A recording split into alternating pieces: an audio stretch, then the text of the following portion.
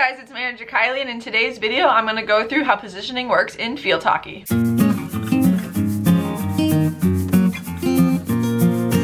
So today I'm going to go through how positioning works in field hockey, the different positions, and some of the important skills to have for each one of those positions.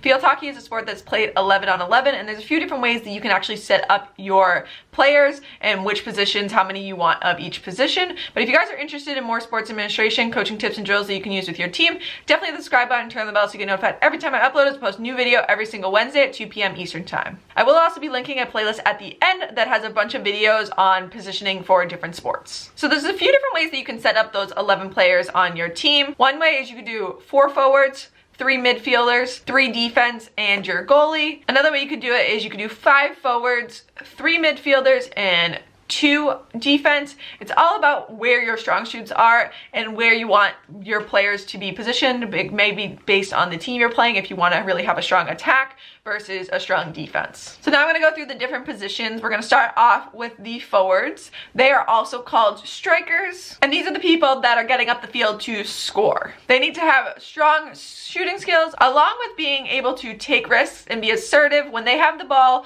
they have to be willing to drive in and find those passes, find where the ball needs to go to be able to get those shots. They also need to have good hand-eye coordination to get those small tip-ins or deflections to get the ball into the net. You then have your midfielders. Sometimes these are called your halfbacks, and they definitely play multiple roles. They are playing both an offensive role and a defensive role. They usually have good stamina as they are the ones running the most on the field. They are getting the ball up the field along with coming back to play defense. They need to be able to be strong with the ball, and they also need to be able to understand where their passes need to go. They need to be able to read their forwards and figure out, okay, where are they going to be within the next 2 seconds, and where do I need to lead that pass so that the forward can take it and get it towards the net. Your next position is your defense, also known as your fullbacks, and they are the ones who play the farthest in the back. Their job is to stop the other team from getting near the net. Their job is to also clear the ball away, so if they're able to steal the ball, they need to clear it out and get it up to their midfielders so that the midfielders can get up to the forwards. It's important that they're really good at just the basic skills, that they're able to get that ball and get it where it needs to go. They also generally have a good idea of the field and where everybody is positioned. They're good at understanding the different spaces that need to be covered or where the spaces are that they can get the ball up the field,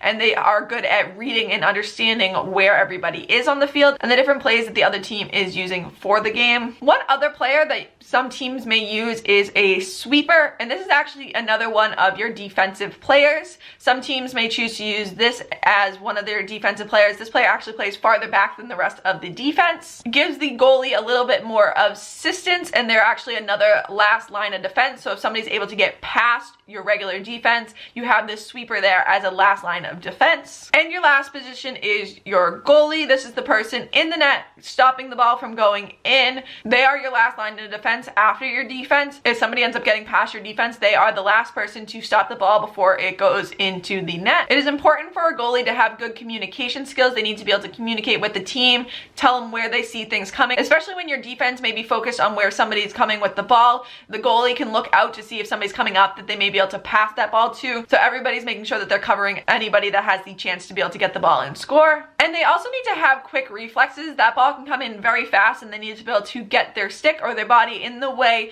to make sure that that ball does not get in the net. So those are the different positions in field hockey. If you have any questions about them, definitely let me know in the comments down below. I'd be happy to answer any questions you have.